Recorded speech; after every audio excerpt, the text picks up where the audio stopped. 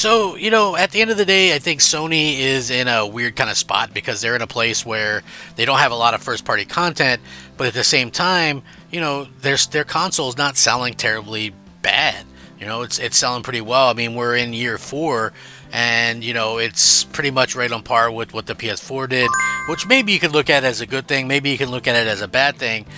For me personally, I think considering what happened, maybe it could be construed as a little bit of a bad thing. And I think one of the main reasons why is because, you had the pandemic. And if you would have been able to have the pandemic, you would think that if you had readily available consoles that you would have sold a lot more.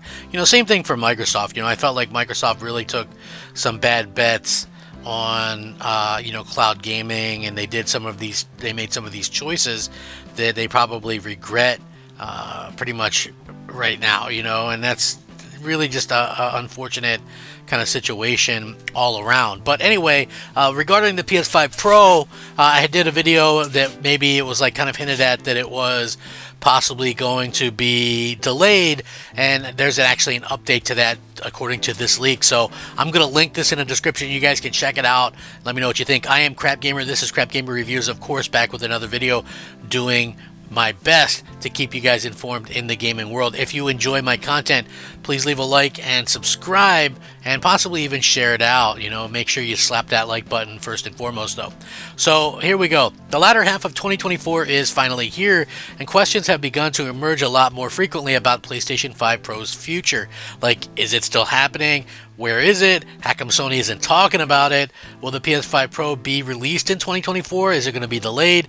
When will it be revealed? So admittedly, the more recent discussions about the PS4 Pro missing its holiday 2024 release have been fueled over a tweet from Tom Henderson.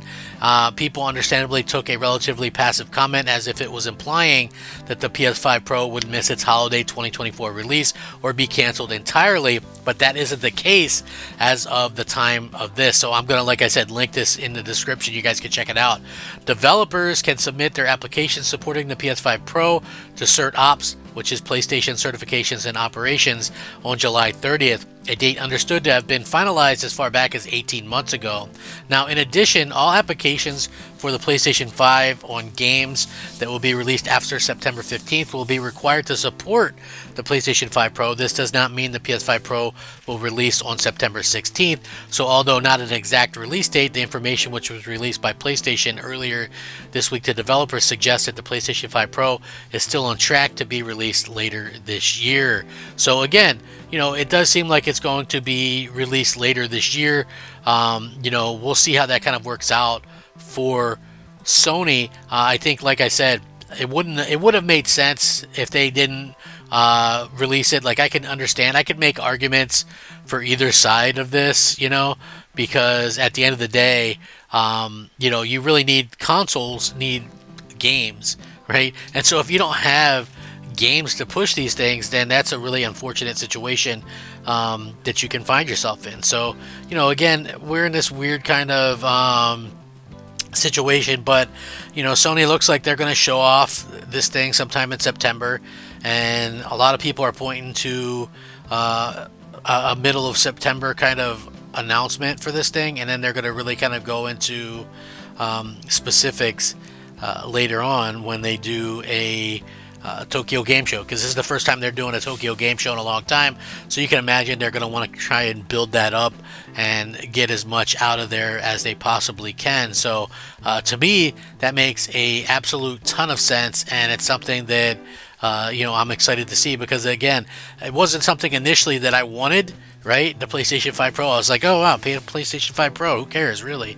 But now it's like, yeah, I'm kind of interested in that. We're 4 years on, going into year 5.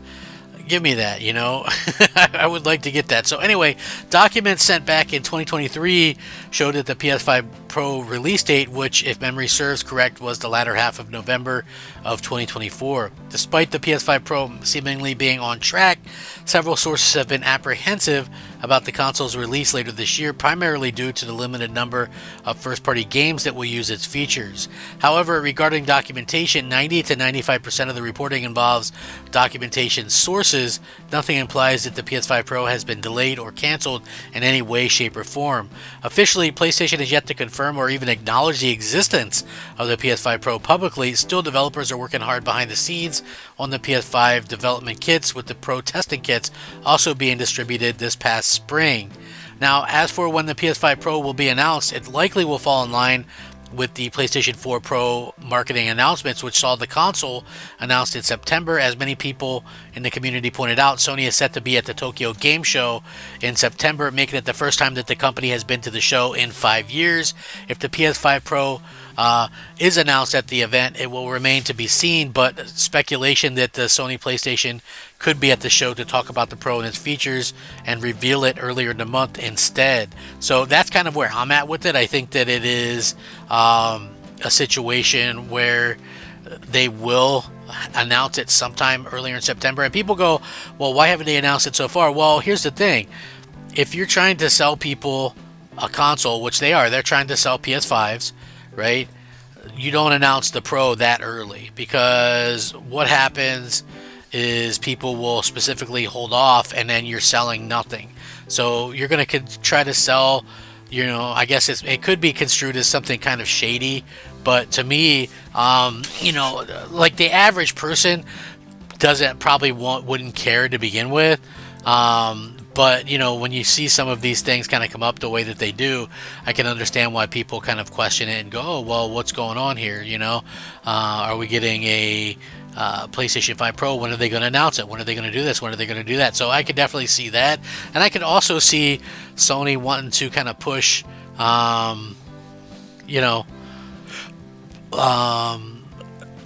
push back a little bit with these announcements and things like that. So I do hope that they have something to showcase. And like I said, it's not like that they don't have things to show off, because it's been heavily rumored that there's quite a few games that they're going to show off, including Grand Theft Auto 6. Like, if they can show off gameplay on the PS5 Pro of Grand Theft Auto 6, I think that would be huge, and that could be huge for the future of the platform as well. But again, you have Death Stranding 2, you have that Venom game that leaked, you also have a situation where you can showcase, pretty much anything that you wanted to at this particular point. You could showcase Wolverine running on it. You could showcase anything realistically. And they have some games in the pipeline. There's rumored to be that Uncharted remake. There's rumors of a new Uncharted game. There's The Last of Us 3 or Naughty Dog's new game rumored to be maybe in somewhat of a playable state. So yeah, we could see any of that stuff happen. So you would have stuff to sort of showcase or whatever. But I think it really kind of comes down to what people are going to want to kind of play. Like, I don't know, like, is Astrobot really going to take anything from this? Like, that's kind of a big question at this particular point. We'll have to wait and see. But again, very interesting times. I will, of course, link this in the description. You guys can check it out. Like I said, anything that comes to the PS5 Pro, I'm very interested in. Like I said, new hardware. I think 5 years is kind of a sweet spot. So, I don't know. Like, I liked it the old days. Every 5 years or so, you got a new console. I kind of still enjoy that. I don't know, but I did enjoy the 360 era, which was, kind of an elongated era. So, there are these different times and kind of situations where I guess either one can kind of apply, and you look at it and you go, okay, well, yeah, I guess I don't really mind that aspect of it, So, like I said, we'll have to wait and see.